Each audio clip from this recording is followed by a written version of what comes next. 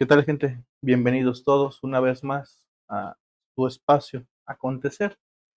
Hoy, con la entrega de los tomos de Freud, vamos a trabajar el tomo número 12, bueno, no todo, ¿verdad?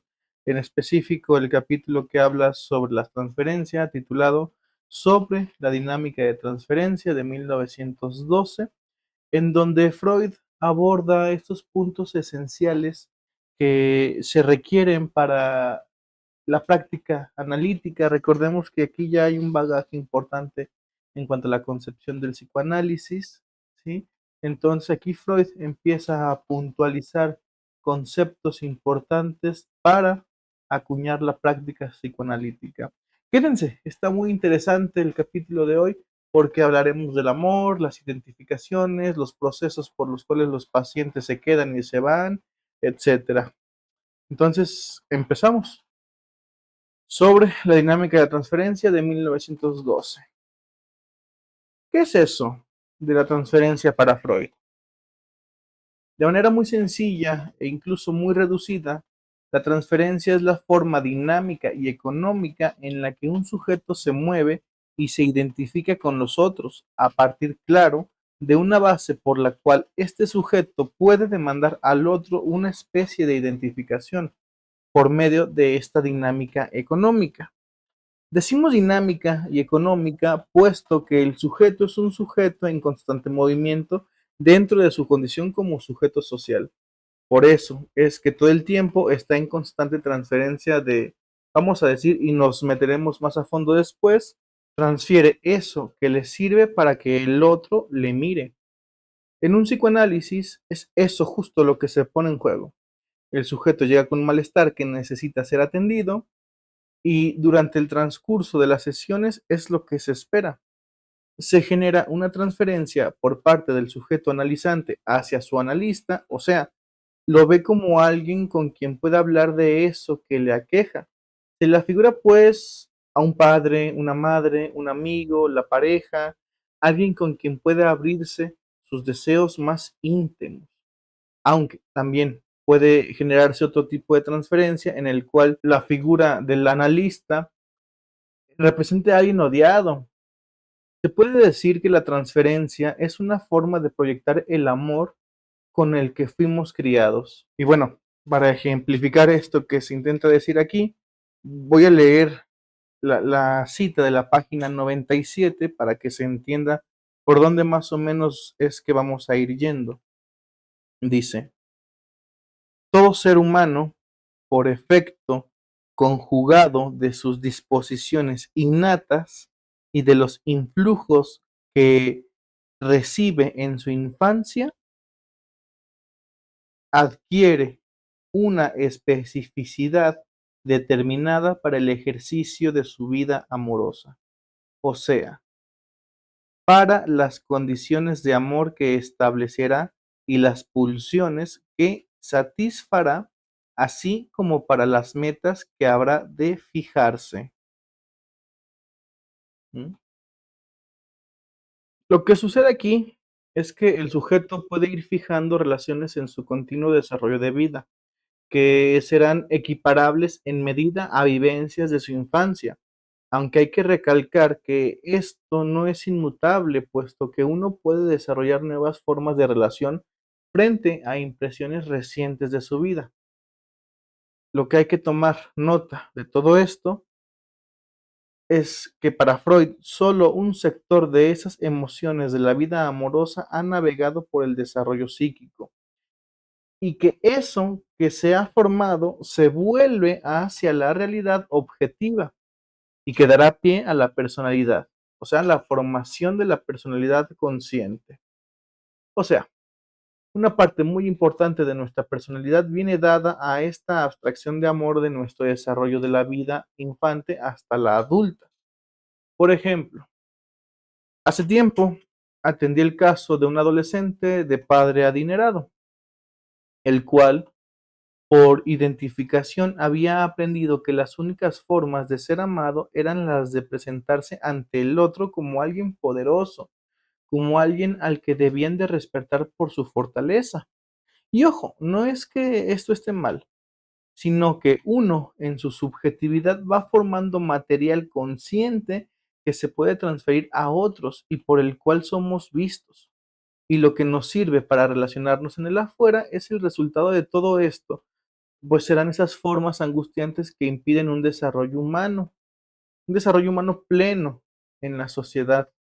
Este joven que les comento, pues tenía problemas en la escuela, ya sea con sus amigos e incluso hacia con su propio cuerpo, ¿sí? Pero esta construcción de su personalidad que venía dada de las formas de amor con las cuales fue criado eran las que él conocía. Bueno, pero recordemos que hasta el momento solo hemos hablado de esa parte que sale a la conciencia y que da pie a la formación de la personalidad.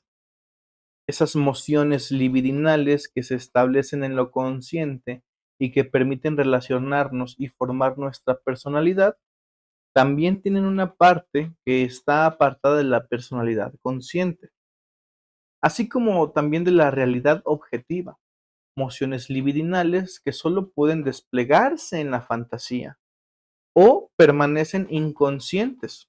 Son cuestiones las cuales se desconocen a nivel consciente. Y, por ejemplo, una persona que está en una relación de pareja, una relación de la más bonita, y que de la nada, en algún momento de la relación, ella lo comienza a celar de formas muy abruptas, lo cual le comienza a causar malestar y propiamente dice: "Es que no sé por qué estoy haciendo esto si yo antes no era así". Ojo con lo que menciona aquí Freud.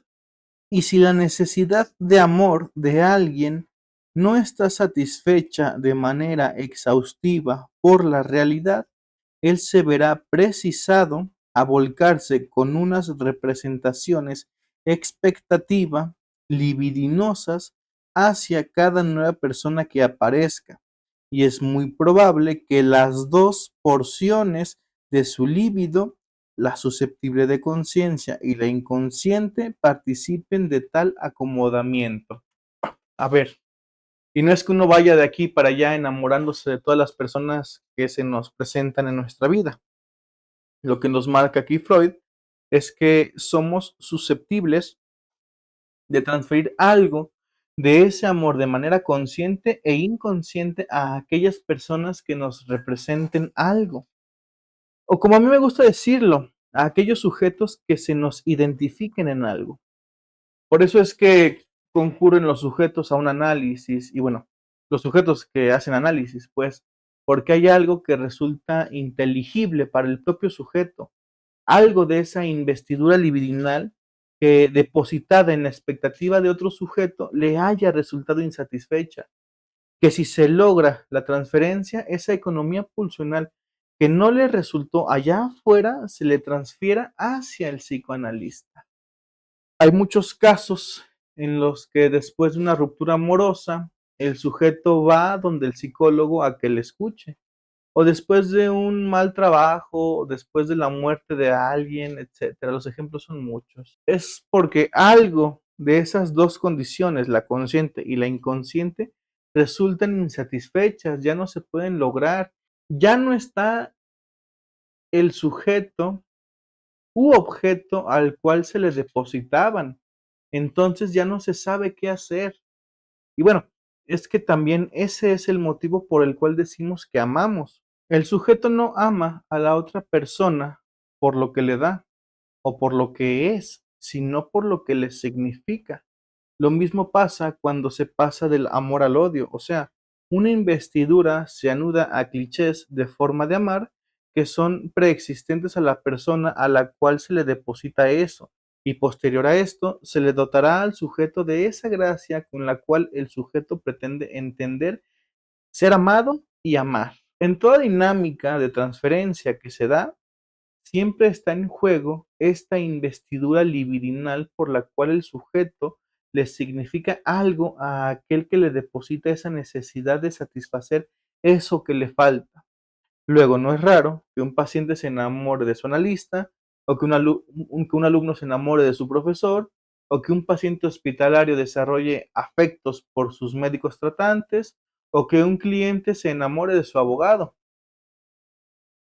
Todas esas formas de dinamismo por las cuales nos movemos representan una transacción económica, donde el que da queda en posición de recibir eso que el otro tiene para dar. Y ojo, digo que no es raro que en un sujeto se desarrollen afectos hacia aquel que le parece que tiene que recibir eso. Pero en casos, por ejemplo, posición analista, analizante, si el analista accede a esas demandas de amor, entonces pues sí estaremos hablando de casos que salen de toda norma ética transferencial. ¿Por qué habría que tener mucho cuidado con esto último? Bueno, como menciona Freud, si se reflexiona en que no solo las representaciones expectativa conscientes, sino también las rezagadas o inconscientes han producido esa transferencia, o sea, los pacientes no nos buscan porque seamos guapos o muy inteligentes o por creer que nosotros tenemos la respuesta a sus padecimientos, sino porque hay representaciones inconscientes que hasta ese momento aparecen como inaccesibles o inentendibles, que hacen que la persona acuda a cada uno de nosotros. Algo interesante de estudiar las dinámicas de transferencia es que Freud encuentra dos puntos centrales para abordar y entender los llamados neuróticos. Freud menciona que este fenómeno de la transferencia resulta muy intensa en personas neuróticas bajo análisis que en personas no analizadas, por ejemplo. El paciente que busca abrazar a su analista o aquel que se pelea con su analista o aquel que le lleva algún souvenir de manera de agradecimiento, etcétera.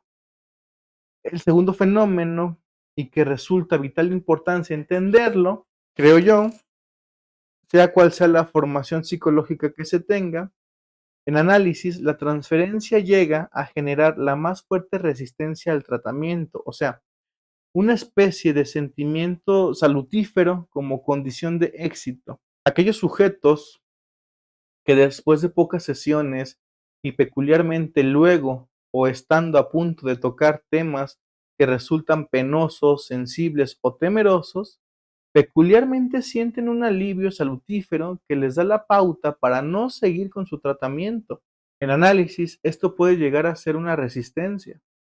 Y no digo que uno no se sienta mejor después de una sesión, ya que pues hablar calma algo de eso que se tenía, pero habría que prestar atención a esta resistencia que se genera en algunos sujetos, y pongo el énfasis en mencionar a otras terapéuticas que hablan de efectividad en su tratamiento, puesto que muchas de las veces el sentir algo de bienestar repentino o sentir que ya no hay más que hacer es signo de una resistencia. Y pues por lo menos en psicoanálisis es trabajo para analizar, ¿sí? Pero ¿cómo se puede observar esto en psicoanálisis? Bueno, Freud menciona que cuando un analizante deniega las asociaciones libres, es decir, cuando aquello que pretendía surgir y amenazar la estructura consciente es negado de manera consciente, o sea, se niega dos veces, se niega en la conciencia aquello que se negó de manera inconsciente. Y a ver, es que puede resultar un trabalenguas, pero para manera más sencilla es así.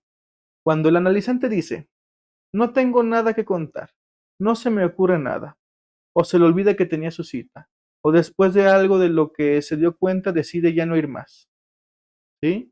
¿Qué se hace con esto? Menciona Freud. Es posible eliminar esa parálisis aseverándole que ahora él está bajo el imperio de una ocurrencia relativa a la persona del médico o a algo perteneciente a él.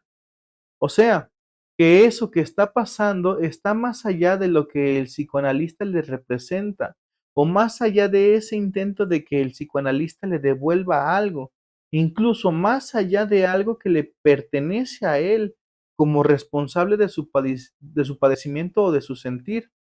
Lo que sucede después es que uno muda esa parálisis, esa resistencia, y ahora las ocurrencias ya no se deniegan, en todo caso se las silencia. Y entendemos pues que el silenciar esas ocurrencias implica un movimiento de algo que resulta de un tribal sentimiento de displacer. Un caso muy curioso de hace tiempo, un sujeto con disfunción eréctil, que hacía un par de años la padecía y que su primera respuesta después de un tiempo de análisis fue la de separarse de su mujer, puesto pues todos los conglomerados emocionales que allí se daban suscitaban eso, ¿no?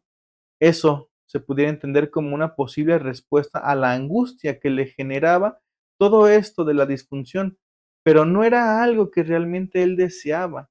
Cuando se indagó más sobre ese sentimiento de dejar a su mujer por este motivo, y en algún momento del análisis o una elaboración fuera de él, no lo sé, el sujeto recordó que hace 2 años que su esposa le mencionó que quería ser madre y que quería un hijo. El sujeto empezó a elaborar y a recordar y a ocurrírsele cosas acerca de su historia hasta que llegó a una asociación en donde mencionaba el abandono de su padre y lo mal que la pasó su madre en aquella época, ¿sí? Porque pues cabe mencionar que él era el más pequeño de una familia de 5 hermanos y él se ocupaba por perdón, y él se culpaba por el abandono de su padre, puesto que lo que se le había dicho en familia es que el papá se había ido porque no podía con los gastos familiares de tantos hijos, ¿sí? Y a ver, es que entendamos este trabajo del psicoanálisis y para ello me voy a valer de lo que se describe Freud en la página 100, ¿sí?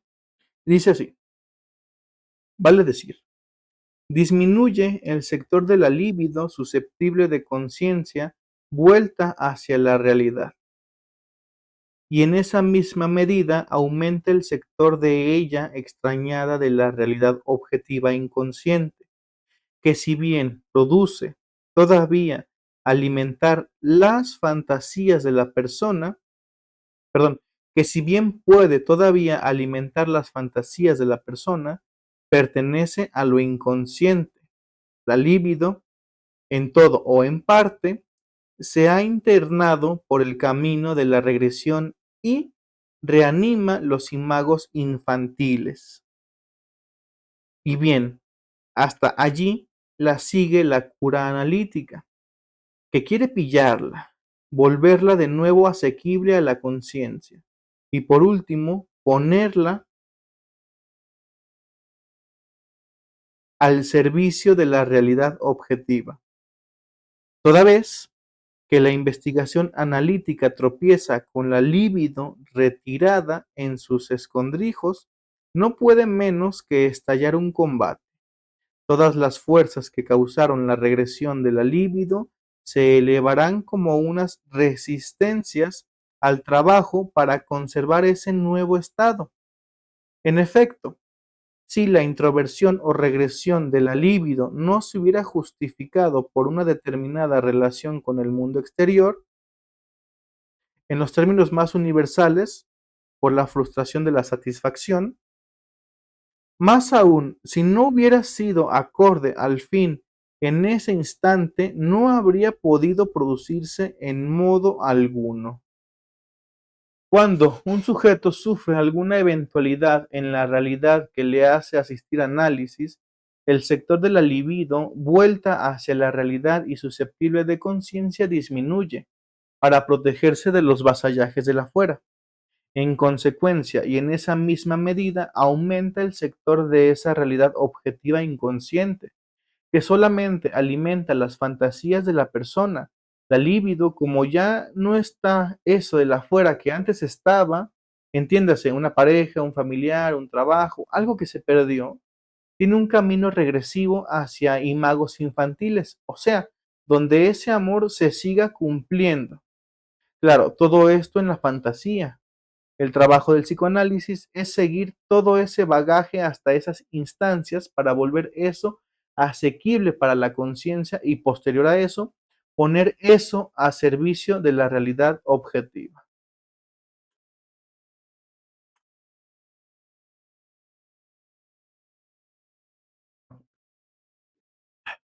Entonces, cuando un psicoanálisis se tropieza con esa libido retirada y escondida, lo que hay es un combate entre esta resistencia libidinal y la investigación psicoanalítica.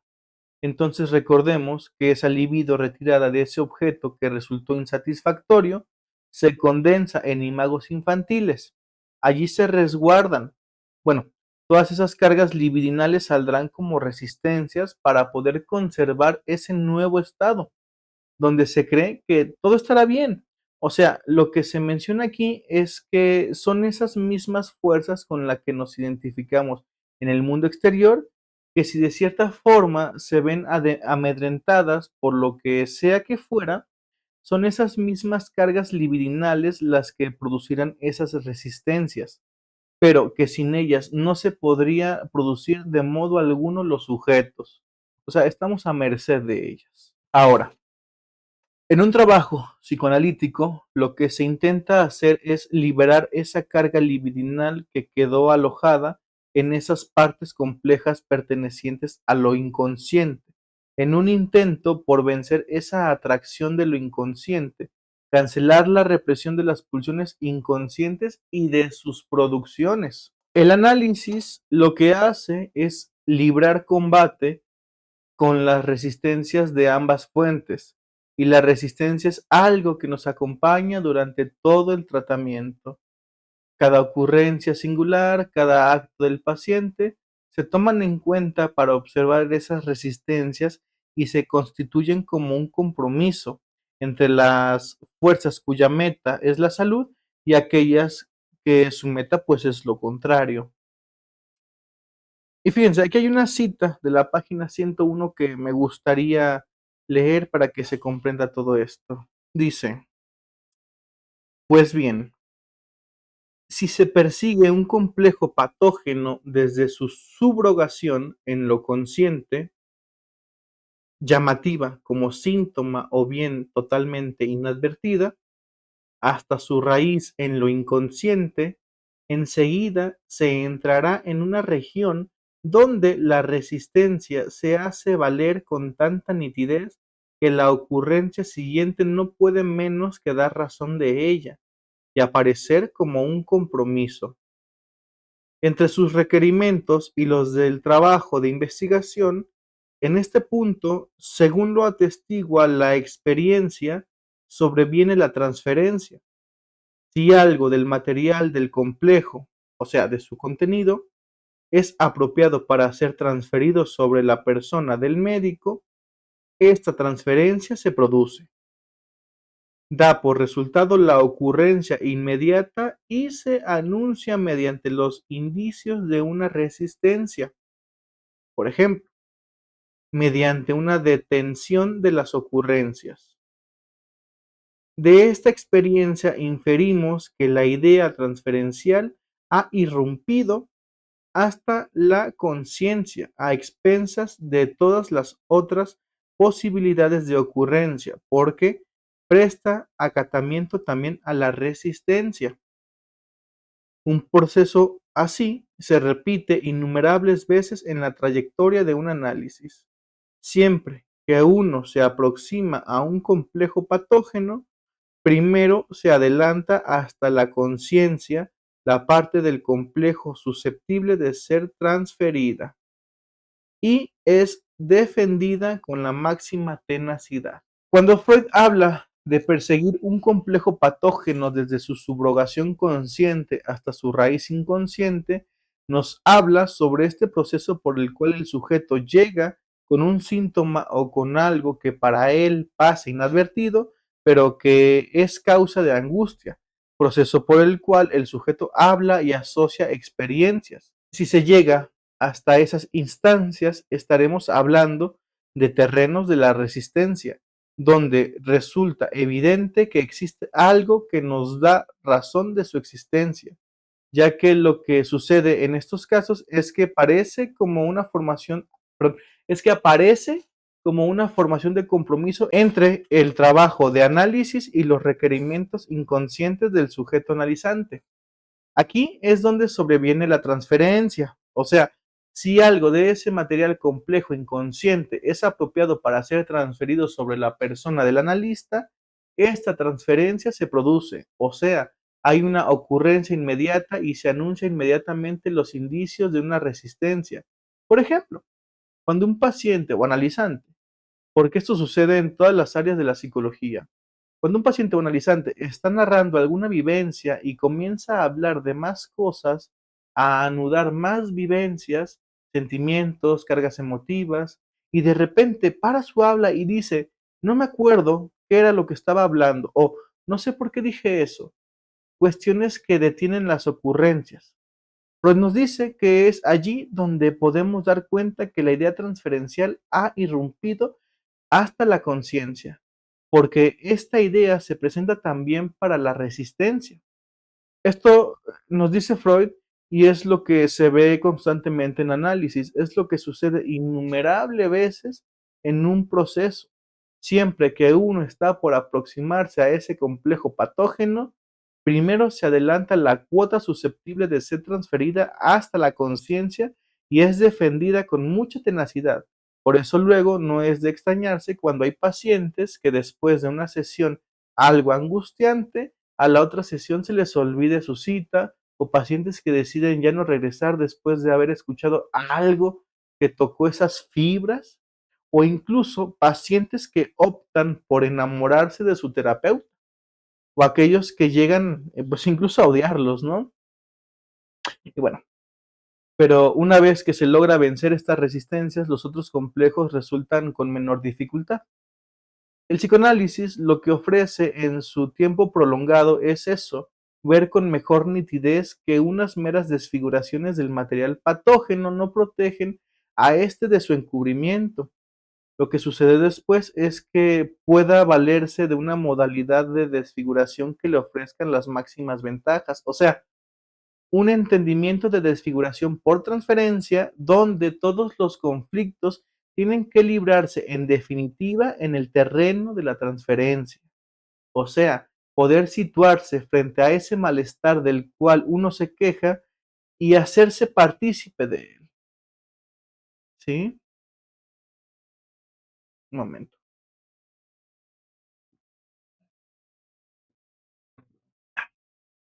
En análisis, la transferencia es en un primer momento el arma más poderosa de la resistencia y que la intensidad con la que se presente o la tenacidad de la misma es un efecto y expresión de la resistencia. Si no, leemos la página 102. ¿Dónde está? El mecanismo de la transferencia se averigua, sin duda, reconduciéndolo al apronte de la libido, que ha permanecido en posesión de imagos infantiles, pero el esclarecimiento de su papel en la cura solo si uno penetra, solo si uno penetra en sus vínculos con la resistencia. A ver, pero ¿por qué la transferencia sirve como medio de la resistencia? Menciona Freud, una emoción de deseo prohibida ante la misma persona sobre quien esa emoción recae, da lugar a situaciones que parecen casi inviables en la realidad, aunque esa aparente ganancia no nos proporcione la solución a esta problemática. Bueno, hay que pensar un poco en esos psicoanalistas que resultan entrar en una relación transferencial de un apego tierno y devoto, y pacientes que se confiesan y dicen, es que contigo no me da pena, te puedo decir todo y no me avergüenzo. A ver, esa transferencia, por ejemplo, facilita la confesión y uno no entiende cómo eso obstaculiza como resistencia. La mirada que habría que hacer entonces es una mirada propia a cada uno como analista. La experiencia que uno genera a partir de la indagación de las particulares resistencias transferenciales. O sea, no existe solo la transferencia como concepto aislado. Existe lo que son las transferencias positivas, las transferencias negativas, las transferencias de sentimientos tiernos, las de sentimientos hostiles, y se tendría que tratar por separado cada una de ellas. Por ejemplo, menciona Freud, la transferencia positiva se descompone en la de sentimientos amistosos o tiernos que forman parte de la conciencia y que repercuten en lo inconsciente. Leemos la página 103. Todos nuestros vínculos de sentimiento, simpatía, amistad, confianza y similares que valorizamos en la vida se enlazan genéticamente con la sexualidad y se han desarrollado por debilitamiento de la meta sexual a partir de unos apetitos puramente sexuales, por más puros y no sensuales que se presenten ellos ante nuestra autopercepción consciente. En el origen solo tuvimos noticia de objetos sexuales, y el psicoanálisis nos muestra que las personas de nuestra realidad objetiva, meramente estimadas o admiradas, pueden seguir siendo objetos sexuales para lo inconsciente en nosotros. Es una cita muy fuerte, cabe recalcar, pero sacada de contexto, claro, pero entender esto que dice Freud, que en el origen, pues habla de sujetos pertenecientes a hordas y no pertenecientes a civilizaciones, y sujetos que accedían al goce temprano y que los demás eran vistos como objetos sexuales, ¿no? Como los animales, claro. Entonces, para Freud, la transferencia que mejor resulta apropiada como resistencia en torno al psicoanalista es la transferencia negativa o una positiva de emociones eróticas reprimidas, o se ama o se odia a tu analista.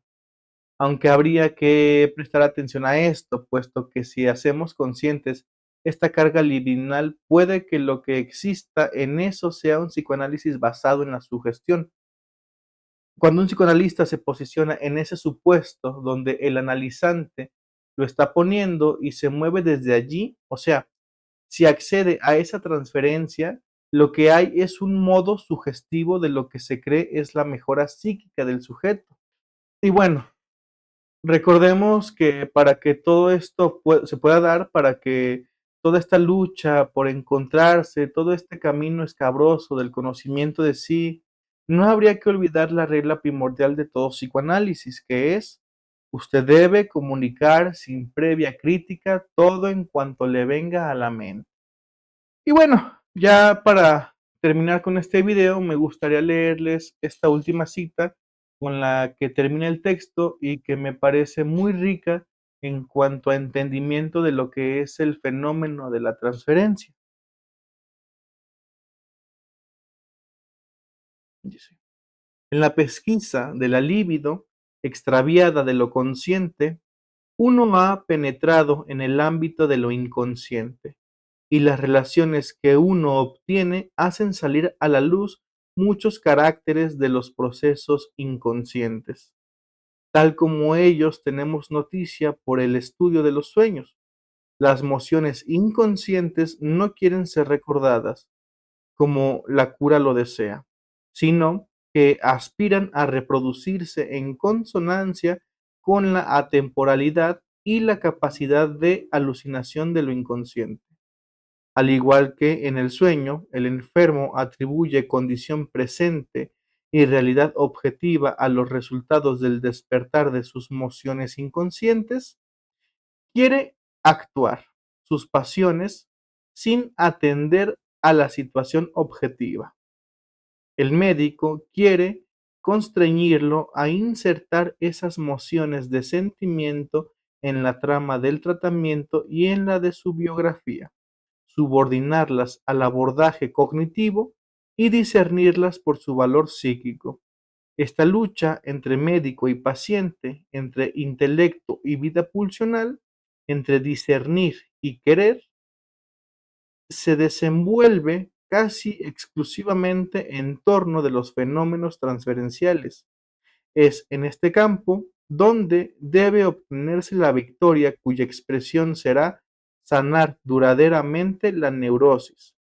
Es innegable que domeñar los fenómenos de la transferencia depara al psicoanalista las mayores dificultades, pero no se debe olvidar que justamente ellos nos brindan el inapreciable servicio de volver actuales y manifiestas las mociones de amor escondidas y olvidadas de los pacientes, pues en definitiva nadie puede ser ajusticiado en abstinencia o en imagen. O sea, esto último es lo más importante, ¿no? Nadie puede ser ajusticiado bueno, la cita es in abstenia o in effigie, que es en abstinencia o en imagen. Nadie puede culparse a sí mismo en soledad de lo que se padece. Nadie puede ser tan cruel consigo mismo como para no tratarse con alguien. Hasta la próxima.